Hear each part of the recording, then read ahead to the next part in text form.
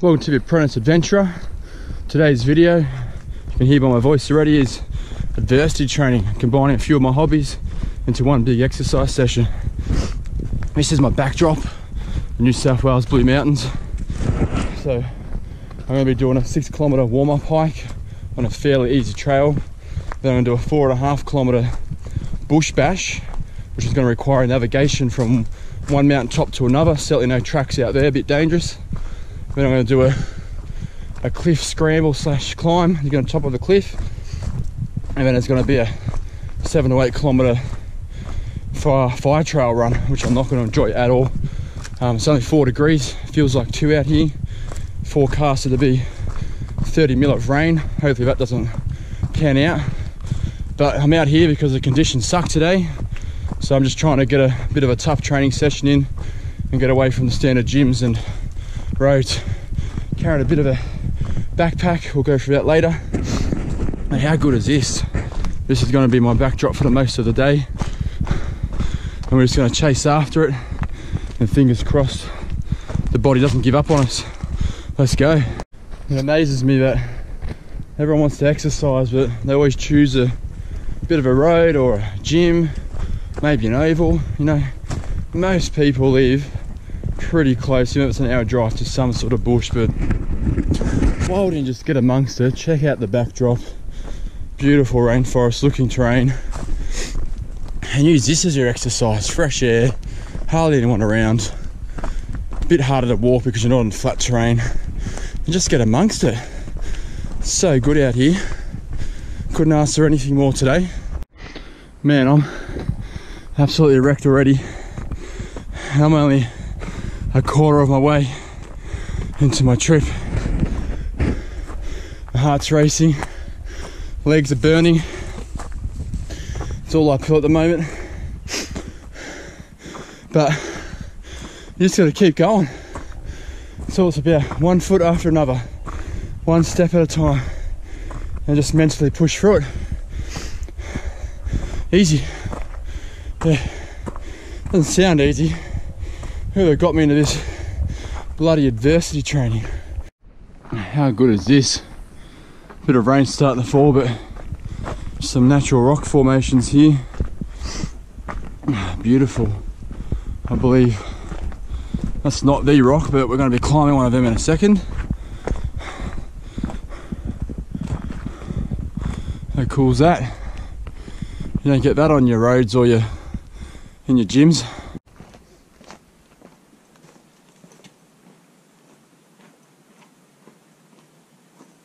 Alright, our first bit of rock scrambling. We'll get up here though, no worries. Just don't fall.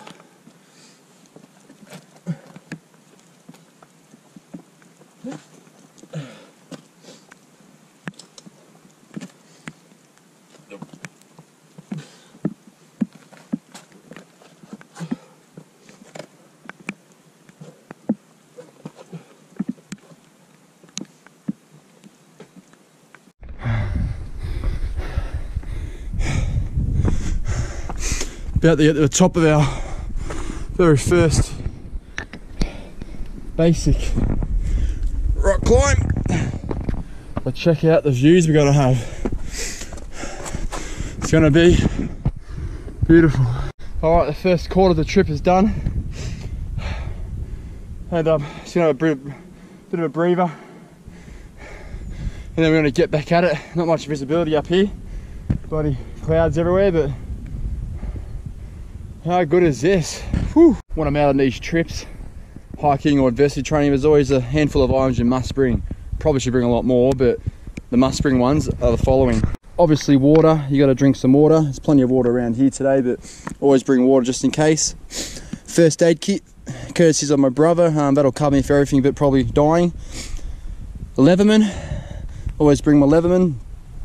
My knife, that's obviously super important for the animals out here, like the yowies, bunyips, drop bears, koalas. So that's your protection knife. Also doubles up as cutting things. And the most important is some loo paper. The amount of times I've had to do a number 2 out the bush, known as a bush turd, and you're on some crappy terrain and the leaves are too small or too spiky or too wet, too dry, yeah, it's not cool. So do yourself some favour and bring some toilet paper. That'll get you out of trouble. And of course, the last item you should really bring is an emergency beacon, just in case something does go wrong. You can press it and hopefully get rescued. But this is the bit where, I mean, you can walk on the normal tracks, and then you just turn right every now and again or left, and you're in a different world. Normally the bush tracks have the least resistance, the easiest path that they make, but I like to just get amongst it and just go, well, just go crazy, get in the bush, go off track and just try to find your way. And I'm pretty sure there's a river down there, so I'll restock on water and we'll see how we go. So I've got to go from where I am now straight across there, off track, full on tough terrain, and through that fog there is a cliff face that we've got to climb up. So it's about, it doesn't look far, but it's about 3 kilometers to that point, and that's what we've got to do.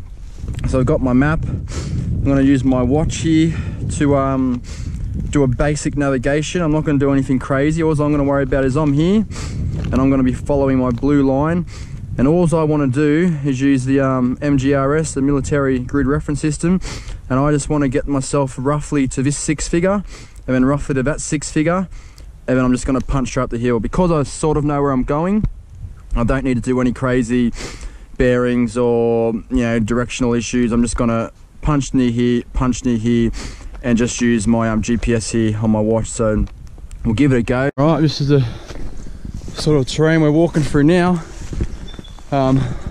Last time I was here, there was no undergrowth because of the fires, so it's definitely making life a lot harder. And I decided to wear my runners instead of my hiking shoes so I could run the last bit, but now my shoes are soaking wet. I'm just trying to get on top of this ridge. I'm getting cut, my feet are soaking, my pants soaking, probably covered in leeches. I have to have a leech check soon. But yeah, it's getting pretty full on now. Alright, that was absolutely shit house, but I punched through the thick scrub, and as you can see, when you're on these ridge lines, they become a little bit more open.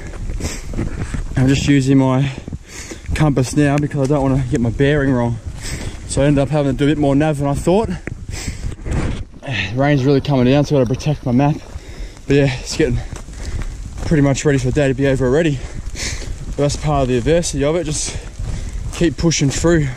If only the rain wasn't here, it'd be a bit more enjoyable. Well, a good sign is that cliff face all the way up there in the fog is where I'm heading to. So from here, I could just go straight ahead, but I guarantee you that's not doable because you'll come across some mini cliffs. So we're gonna keep punching this direction and try to get over to that other ridge line.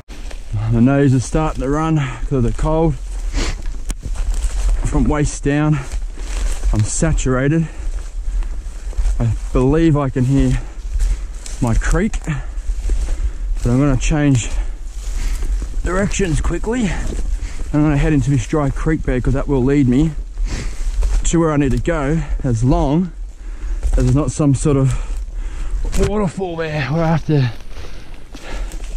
I don't know, climb down, because that can always make you have to detour. Whew, this is steep. All loose dirt. Oh, we're nearly down the bottom there, and that's a good thing because that means all you have to do is go uphill, even though it'll be harder. Oh shit. Whew. Oh, my knees are getting wobbly, legs are getting shaky.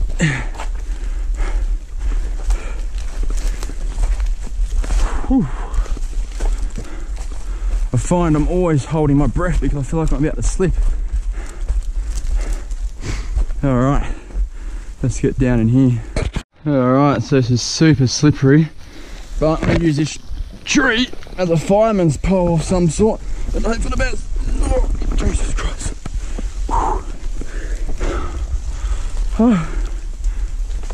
Not that I actually wanted to be in this dried out bed, but it's panning out to work out pretty well for me.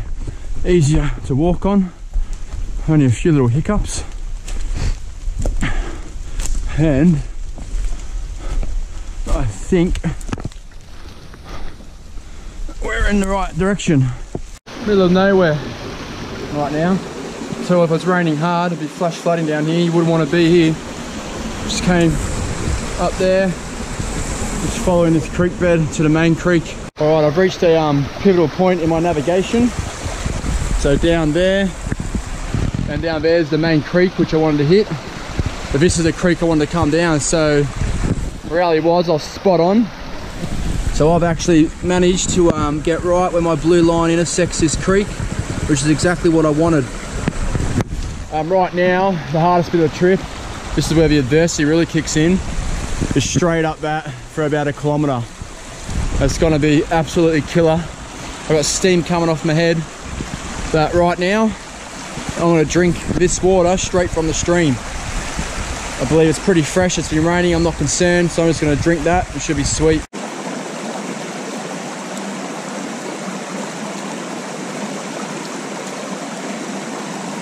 Doesn't get much fresher than that, bloody beautiful. Hopefully we don't get diarrhea though, but I got my toilet paper just in case. I always use trees to pull myself up, but you got to be careful that if you're not thinking, you grab something like this, which I just did. Luckily I had my hand on something else, and that's just about to snap straight off. So you got to be careful that you're grabbing a live tree, sturdy rocks, because it might not look steep on the footage, but I'm going up on all fours. Tell you what, you can still see vividly that the fire back in January absolutely ripped through here. It's been 8 months, 7 months, and I mean it's growing back, but take away the, you know, a couple of green leaves coming out of the trees, this place has been decimated. Unbelievable. The only advantage for me, which is not really a positive because the fire is pretty sad, but it makes walking a lot easier. The undergrowth just hasn't came back yet, but I can imagine full-blown spring, this place is going to be a different story. Amongst all that devastation of the fire, you come across just these patches of green. I don't know how evident it is on the camera, but it looks phenomenal. You're coming down this burnt hill and all of a sudden you have this little paradise. This hill is absolutely kicking my ass. My calf muscles are just burning every step I take. And just as you feel you get to the top, you're absolutely shattered because it's only just starting, really. Now I'm going to go up that, and once I get through those trees, that's my cliff line. So I've got to navigate my way to some sort of chain up there. All this loose rock and being wet is not really helping me. And just like that, there goes some rocks. You don't want to fall here. The very worst, you're dead, and the very best, probably at least a broken leg.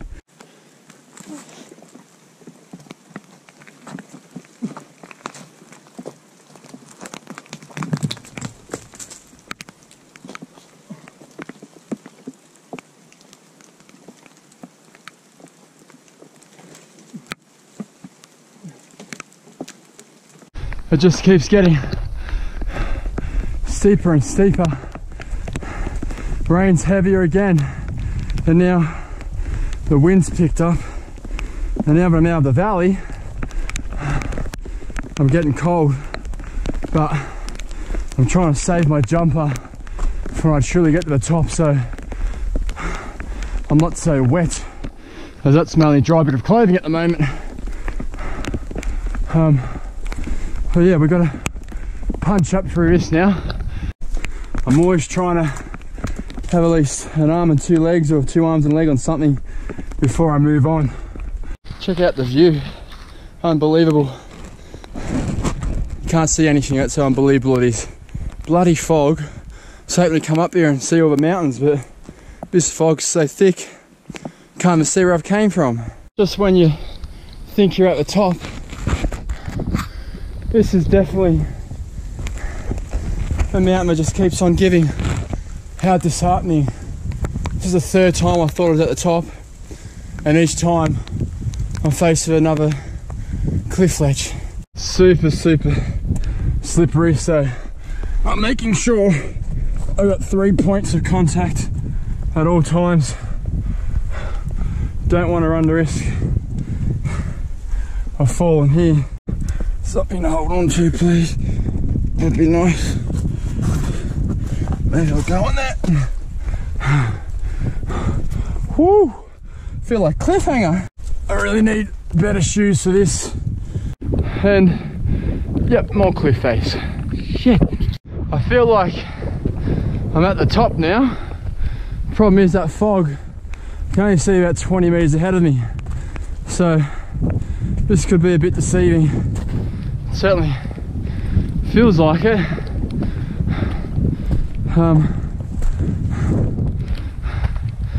Let's just have a look. Oh no.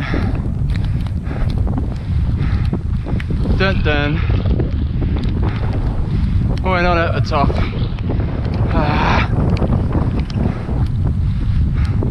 Go back down to go back up. Oh, it's freezing. Hands are numb. Hands are numb. Arms are cold. Feet are numb. Adversity training. You just got to keep going, man. Don't stop. If you stop and give up, and you may as well just lay here and have a permanent sleep. Oh, I don't know if you can see that fog punching through the cliff. That's the top there. Can't climb that though. There's got to be another way. I'm getting higher and it's getting windier. I believe that's the top there. There's no way I'm climbing that. I did read somewhere that you've got to travel south along the highest point of the cliff face. And if you ever are lost, I'm not trying to tell anyone how to suck eggs, but things like this, someone's placed a little rock stack there as an indicator, so we're in the right area. Doesn't mean we're in the right destination in terms of the final place, but we're in the right area, so I'm going to keep punching down south. I'm not climbing up that at a rate, that's just too sketchy. We've done 8.5 kilometers in 3 hours 12 minutes. People might be thinking I'm dawdling, but that just goes to show how hard the terrain is. To be honest, you probably can't go much quicker than that without running the risk of falling. I'm halfway in terms of distance, but in time I'll knock over the last bit in half that time, especially with the run. So I think I've got to go around that final peak there for my last climb up of this cliff. What a pleasure to be here. I just found the chain that I was meant to find. So we got to climb up there, and that's the top. Still got bush bashing to do after that, but that's the top. Problem is I've started from the bottom and I've seen footprints going that way, so it's probably best to really start from the top and do it in reverse order so you can make sure the chain's nice and strong. But I'm not going back now, and that's my way up.